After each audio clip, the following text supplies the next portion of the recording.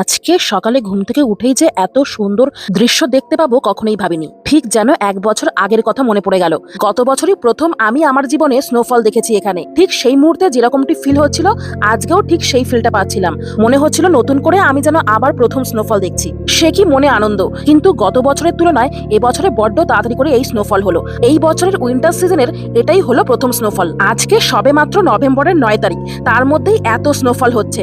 তার মানে আমি শুধু ভাবছি আর বাকি ৪টে মাস কিভাবে এখানে স্নোফল হবে। গত বছরের অভিজ্ঞতা অনুযায়ী ভেবেছিলাম এবছরেও হয়তো ডিসেম্বরের শেষের দিকেই স্নোফল হবে। গাছের পাতাগুলো সব খসে যাবে আর তারপরেই গাছের শুকনো ডালে বরফ জমে থাকবে, এটাই ভেবেছিলাম। কিন্তু এবারে তো দেখছি গাছের পাতা পড়ার আগেই স্নোফল হয়ে গেল, আর তার সঙ্গে জাকিয়ে শীতটাও পড়েছে তাড়াতাড়ি করেই। সবকিছুই দেখছি এবছর অ্যাডভান্সই হচ্ছে। কিছু কিছু গাছের পাতা খসে পড়লেও আমাদের বাড়ির সামনের এই আপেল গাছের পাতা এখনো খসে পড়েনি, তাই এই পাতা শুদ্ধ গাছটাকে ঝাঁকিয়ে বরফগুলো ফেলতে বেশ ভালো লাগছিল।